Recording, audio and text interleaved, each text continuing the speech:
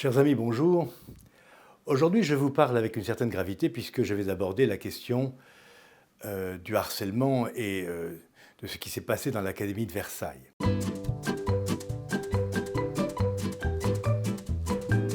Gabriel Attal a cru bon de réunir les recteurs pour faire un tour d'horizon complet de ce qui était mis en œuvre pour éviter le harcèlement, ce qui est très bien.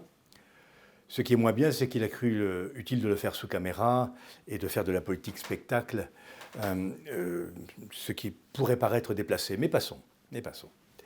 Que s'est-il passé à Versailles? Les services académiques, les services juridiques académiques ont adressé aux parents de Nicolas, qui s'est suicidé il y a quelques jours, 2 jours après la rentrée, une lettre comminatoire et menaçante, les sommant, au fond, de harceler l'administration à propos de la situation de leur fils. Bien.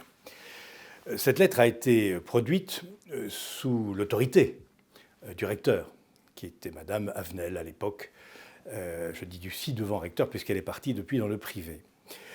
Ceci pose une question de fond. C'est comment sont choisis par le pouvoir macronien les hauts fonctionnaires et les recteurs en particulier. Madame Avenel n'avait aucune qualification pour être recteur de l'Académie de Versailles.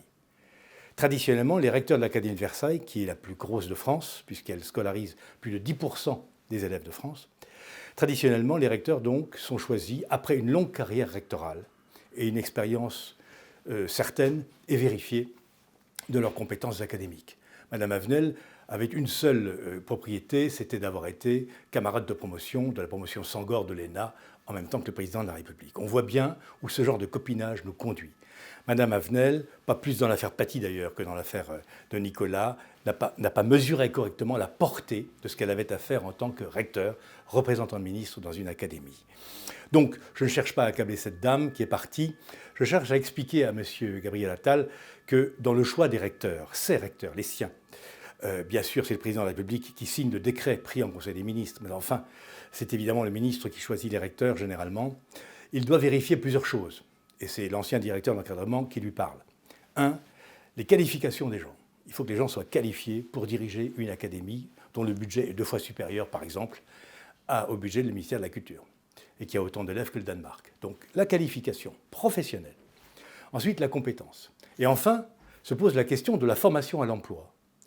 On dit que les recteurs sont les préfets de l'éducation. Certes, mais on ne devient pas préfet du jour au lendemain.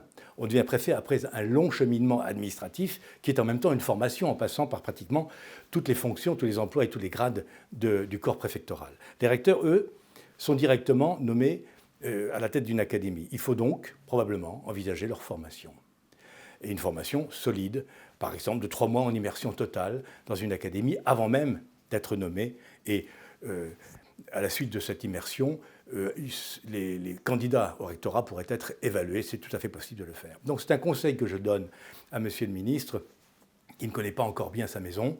Ne vous laissez pas, Monsieur le ministre, imposer des recteurs qui sont juste des amis du pouvoir ou ses affidés.